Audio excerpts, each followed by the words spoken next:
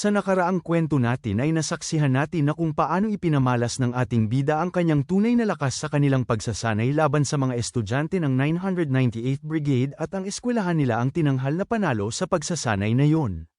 At sa pag-uumpisa ng Season 2 ng kwentong ito ay muling binalikan ang mga pangyayari bago nagsimula ang mock infiltration training ng Heian High at 998th Education Brigade. At dito inambush ng estudyante ng 998th ang pinakamalakas na estudyante ng Heian High na si An Sung-ho. At pagkalipas ng 15 araw ay nag-umpisa ang kanilang mock infiltration training. Sa kaliwang bahagi naman ay nagpamalas si Bayan Giyong ng kanyang malakas na ideya. Habang si Juya naman ay pinunan niya ang papel ni Sung-ho at nagpamalas rin siya ng kanyang galing sa pagmando ng kanyang kasamahan at nagpakita ng lakas sa depensa. At ang Hiwa Mata naman ay sinubukang pigilan na makausad ang kabilang kampo ng kalaban. Ipinamalas rin ng White Jade Goblin na si Seon ang kanyang angking galing sa paggamit ng kanyang kasanayan. At si Sung-ho naman ay natagumpayan niya ang pagbawi ng kanyang titulo na pinakamalakas na estudyante ng Heian High sa pamamagitan ng paghihiganti sa mga nagpahirap sa kanya. At kung pagbabasehan ng dami ay talo ang Heian High subalit kahit 3 beses pa ang dami ng 998th ay 3 beses rin na mas malakas ang mga estudyante ng Heian High. Ang talagang nakakuha ng atensyon ng mga tao ay ang mga zombie horde na dahil sila ang mga uri ng tao na hinding-hindi sisuko sa kahit anong dagok ang kanilang kakaharapin. At ang pinakahuli sa lahat na nagtataglay ng rank F na ideya. Ito ay ang ating bida na tinaguri ang F-rank killer na si Park Jin-sung. At kahit na siya ang pinakahuli sa ranggo ng mga ideya ay nagawa niya pa ring ubusin ang daang-daang estudyante na merong ranggo na B na ideya. Masaya namang pagmasdan na ang ating bida ang humahawak ng flag ng pagkapanalo nila at ang mga estudyante naman na sumuko na dahil sa kanilang mababang ranggo ay muling nagkaroon ng pag-asa dahil kay Park Jin-sung. At dito nasa entablado si Jin-sung at tinapagtapik naman ang kanyang balikat ng principal habang tumatawa siya. Habang si Jin-sung naman ay hindi masaya sa ginagawa ng principal sa kanya. Sinabi ng principal sa mga tao na si Corporal Park Jin-sung ang ipinagmamalaki ng Heian High Special Training School. Pinarangalan si Jin-sung ng award dahil sa ipinamalas nitong galing sa pagsasanay. Hindi naman komportable si Jin-sung sa ginagawa ng principal. Dahil ang principal na ito ay dinidiskrimina ang mga estudyanteng mabababa ang ranggo ng ideya. At merong bagong uso sa Heian High, at iyon ay ang pag-ehersisyo. At dahil doon ay napuno ng mga estudyanteng gustong pumasok sa club ni An Sung-ho. Nagpasalamat naman si An Sung-ho kay Jin-sung dahil sa kanya ay madami na ang nagkaka-interes na sumali sa kanyang club. At dito habang naglalakad silang dalawa ay sinabi naman ni Jin-sung na gusto niya lang sana ng tahimik na pamumuhay. Tinanong naman siya ni Seon na kung alam niya na ba ang kanyang pakiramdam. At sinabi niya na ang tanging pagpipilian na lang ni Jin-sung ay ang pakasalan siya. Bigla naman siyang tumigil at tinanong niya si Seon na paano napunta ang kanilang pag-uusap sa ganyan. Ipinaliwanag naman ni Seon na aalagaan niya ng maayos si Jin-sung at sabay silang mamuhay habang iniiwasan ang mga reporters.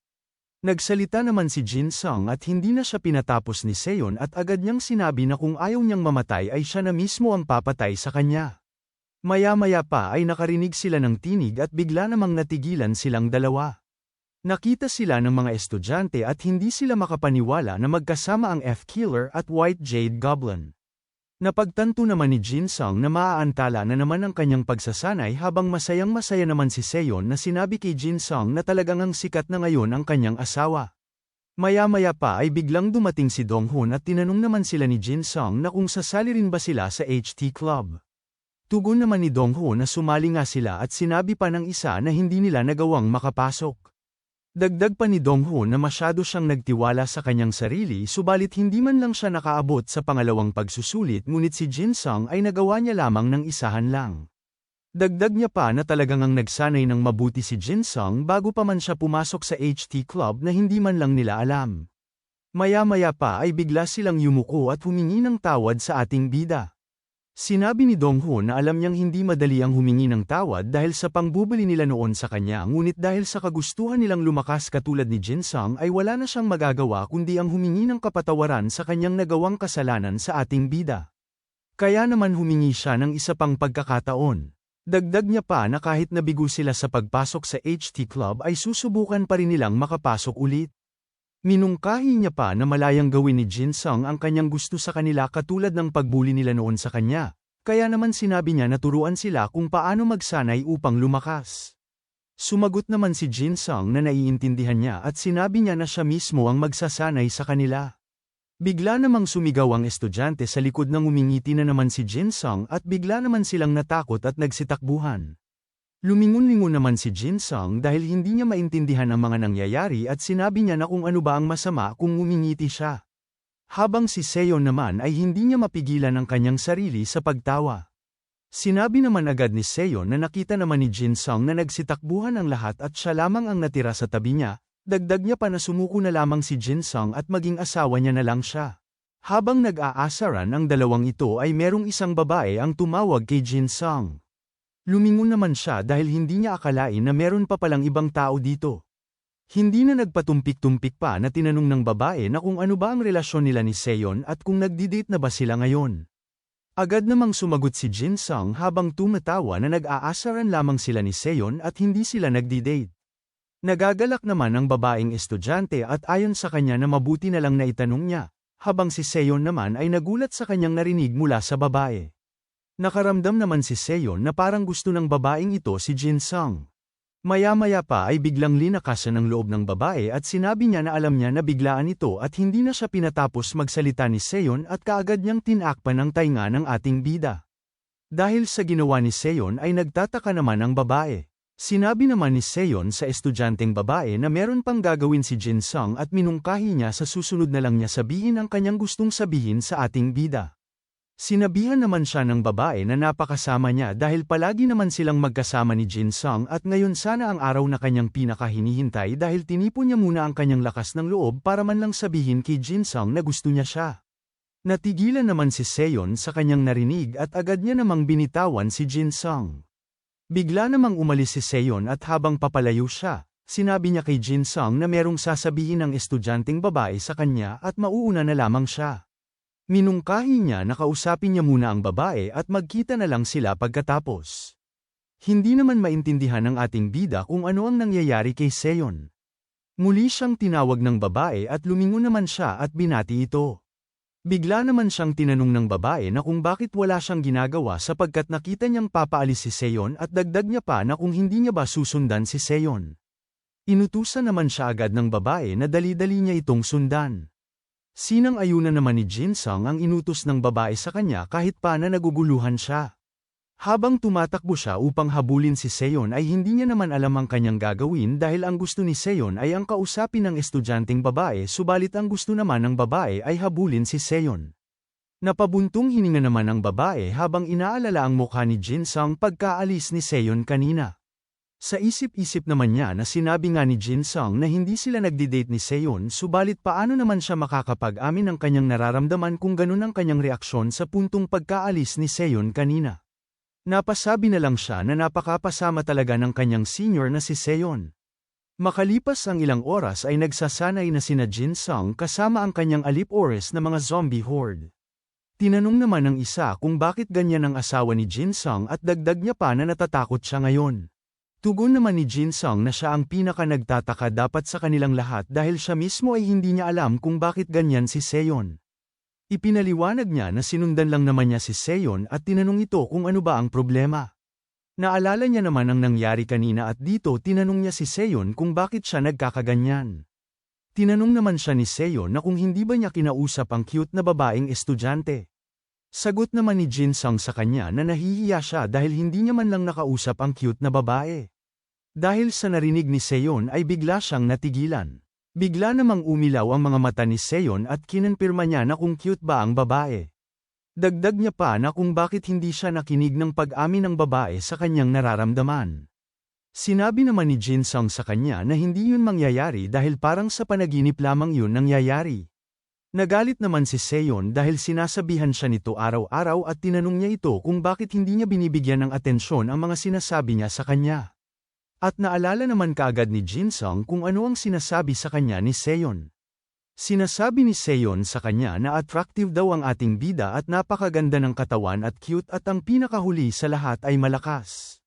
Dagdag niya pa na isang material husband ang ating bida. Sinabi naman ni Jin Sung sa kanya na hindi naman siya ganyan kagalit kapag inaasar niya siya. At dagdag niya pa na magsasanay na siya. At pagtapos noon ay sumabog na sa galit si Seon. Balik ang eksena at dito sinabi ni Jin Sung na hindi na pa rin alam kung ano ba ang kanyang ginawa upang magalit si Seon sa kanya ng ganun. Sa isip-isip naman ng isa na talagang ang si Jin Sung ang may kasalanan.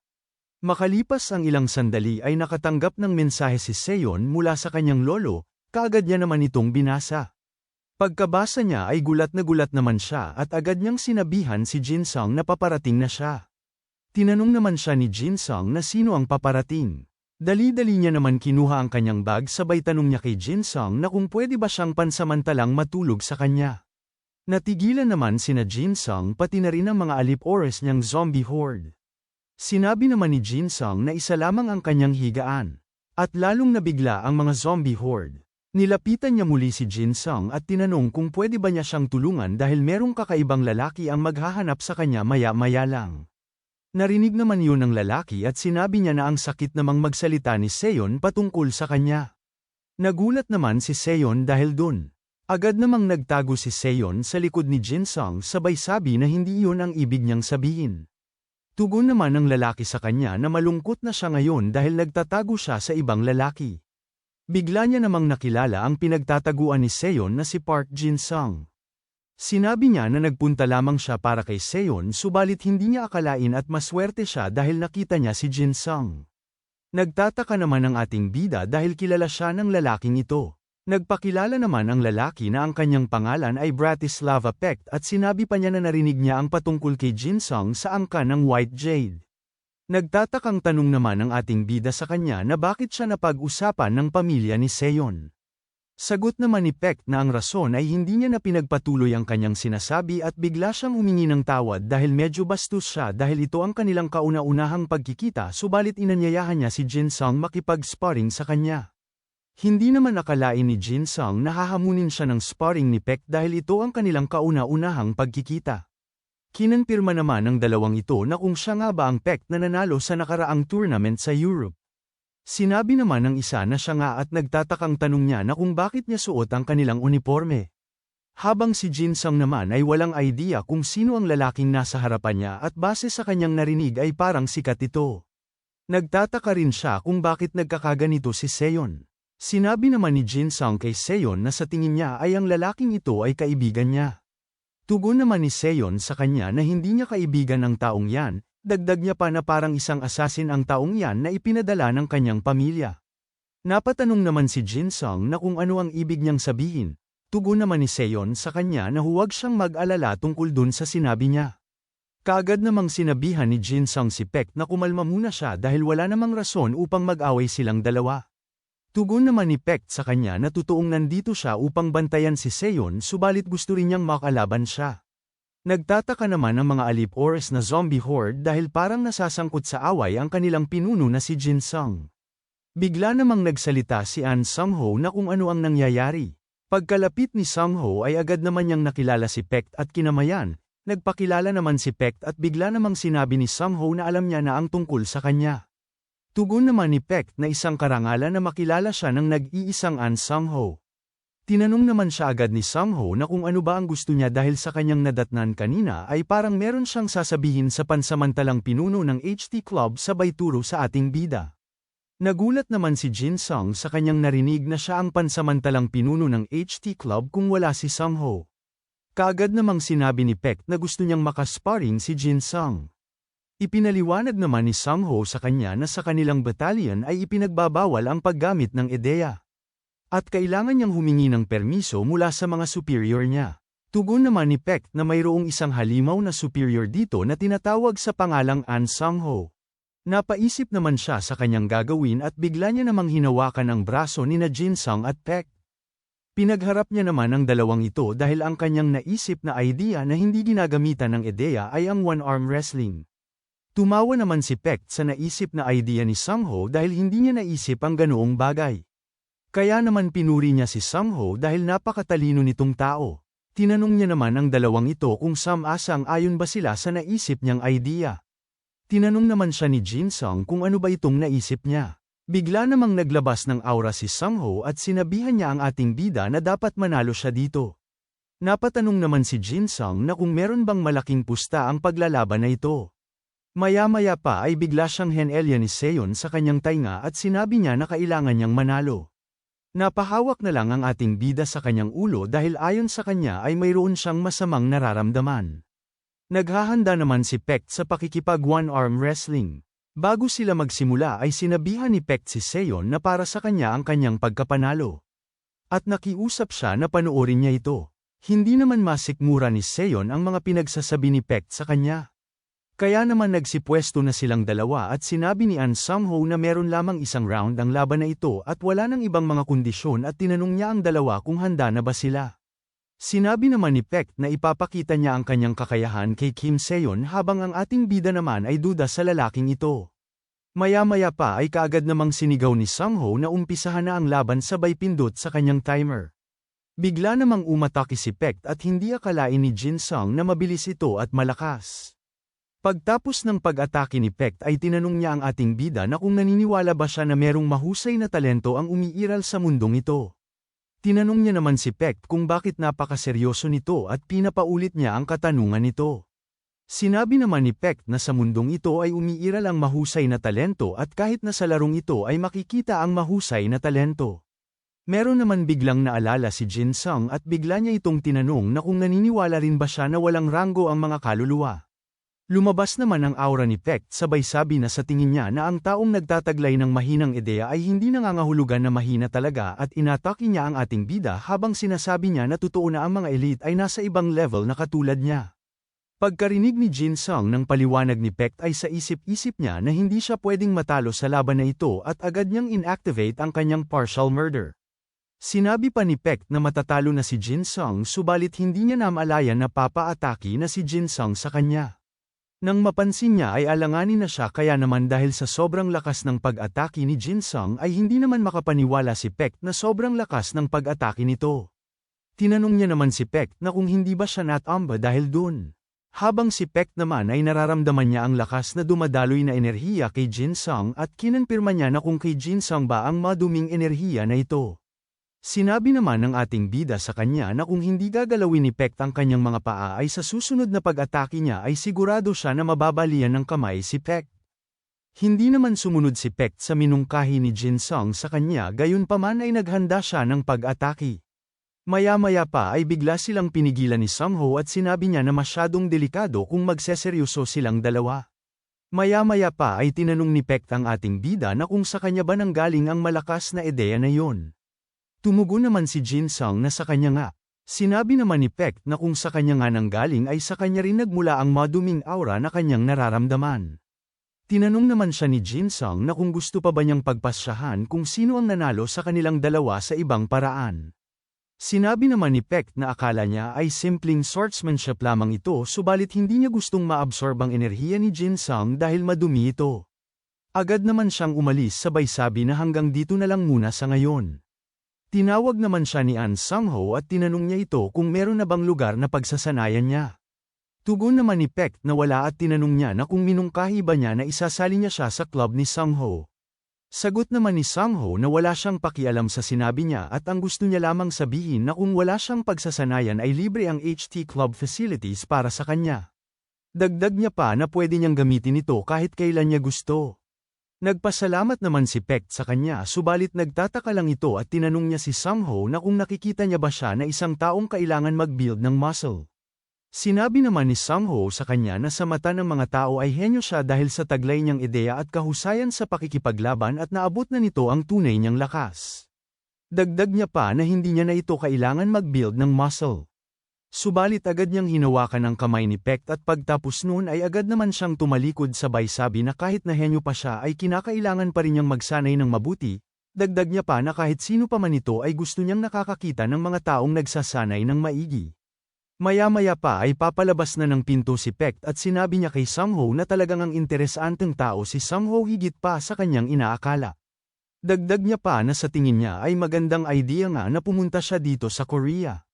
Makalipas ang ilang oras ay nandito na sila sa kanilang silid-aralan at dito meron tinatanong si Paik sa kanya na gusto niyang marinig ang sagot ni Seon patungkol sa kanyang tinatanong.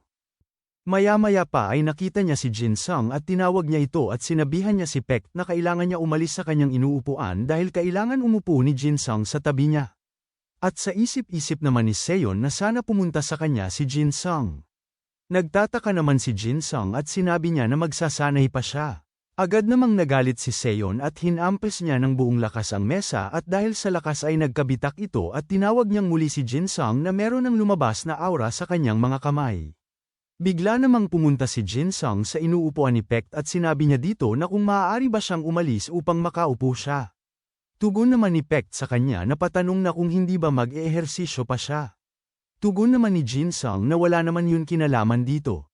Ibinaling niya ang kanyang atensyon kay Seon at sinabihan niya ito na hindi niya naiintindihan si Jin Sung. Laking gulat naman ni Seon dahil sa kanya nakatingin si Paik. Bigla namang sumigaw si Seon na tantanan niya na siya at umalis na lamang bago pa niya siya bugbugin. Habang ang ating bida naman ay wala nang magagawa sa sitwasyon na ito dahil ang nasa isip niya lang ay gusto niya lang makapag-ehersisyo. Maya-maya pa ay biglang may tumawag kay Seon at pinapapunta siya sa military doctor's office. Masayang-masaya naman si Seon at sinabi niya na lang na ligtas na siya ngayon. Dahil sa saya ni Seon ay bigla naman itong umalis at bago siya lumabas sa silid-aralan nila ay sinabi niya pa na merong tumawag sa kanya sa doctor's office kaya naman mauuna na siya. Hanggang dito na lang muna mga bossing.